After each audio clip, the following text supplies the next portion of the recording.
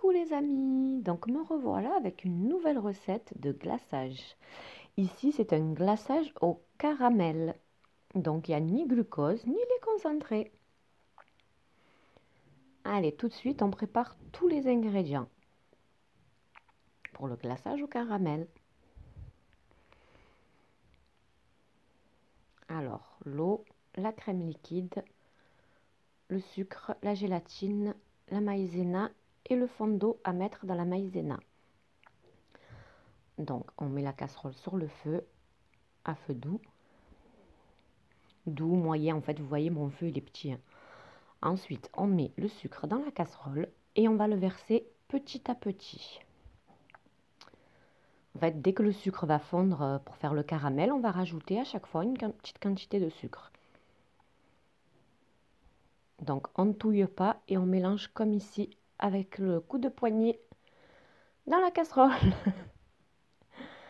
Donc vous voyez le sucre commence à fondre. C'est vrai que c'est un peu lent mais ça vaut le coup. Donc là ça a fondu, on ajoute quelques cuillères de sucre.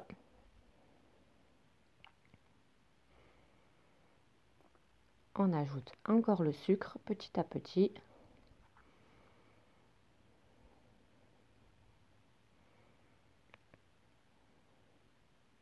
En fait, le caramel prendra plus vite comme ça et ça évitera qu'il ne brûle. Hop.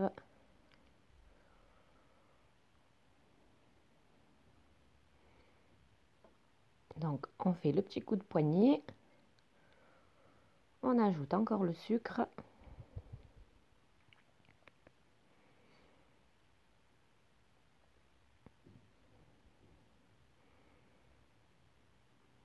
Voilà.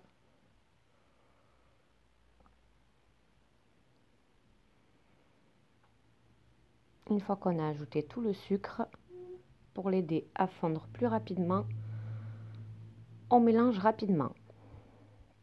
Et là, c'est la dernière quantité de sucre.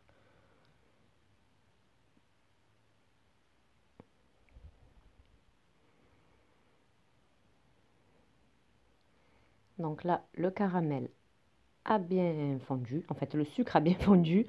Donc, on obtient un joli caramel. Ensuite, faites attention, on ajoute l'eau petit à petit et on mélange rapidement. Faites attention aux éclaboussures, hein. Donc prenez une casserole quand même assez haute. Vous voyez, on ajoute petit à petit. En fait, les éclaboussures, c'est surtout dès qu'on ajoute la première partie de l'eau. Et là, on ajoute en plusieurs fois l'eau et on mélange. On mélange bien pour ne pas avoir de morceaux de sucre qui auraient cristallisé au fond de la casserole. Ensuite, tout de suite après, on ajoute le petit filet d'eau sur la maïzena. Et on mélange bien pour ne pas avoir de grumeaux. Pour bien dissoudre toute la maïzena.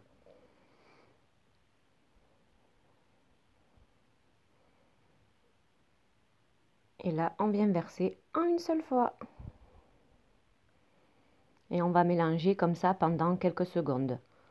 Environ 30-40 secondes. On mélange bien avec un fouet.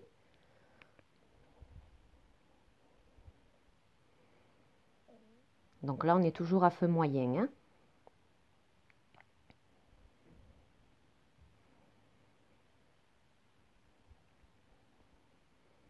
Donc on mélange bien et ensuite on va ajouter la crème liquide en une seule fois. Et on mélange bien.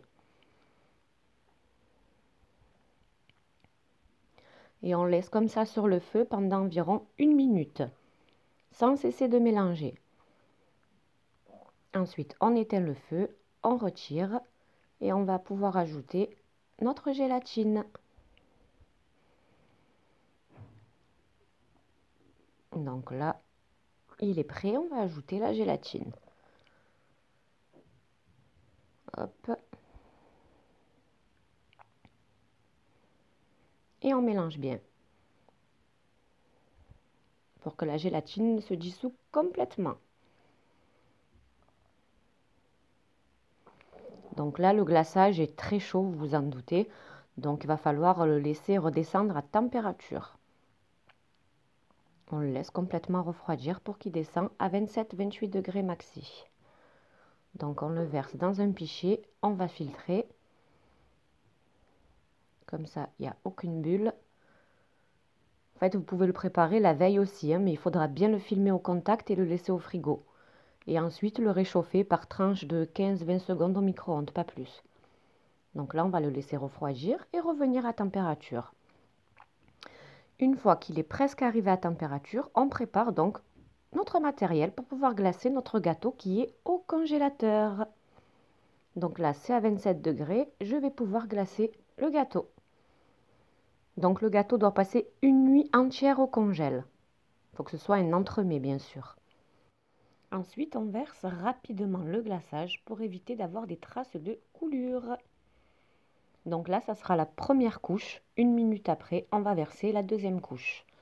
Donc, si votre moule est arrondi sur le dessus, ça sera beaucoup plus joli que d'avoir des bords droits. Donc là, on va retirer toutes les gouttelettes sous l'entremets et on va récupérer le glaçage qu'on remet dans le pichet pour verser la deuxième couche. Donc là, on attend une minute que le glaçage fige.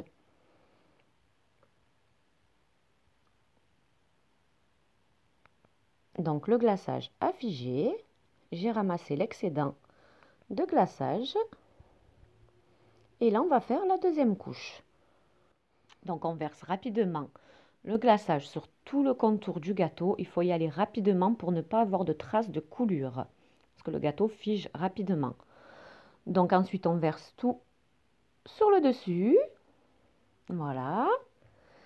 Et avec une spatule coudée, on va venir enlever l'excédent sur le dessus. Donc on passe rapidement un coup de spatule et hop, on enlève l'excédent de glaçage.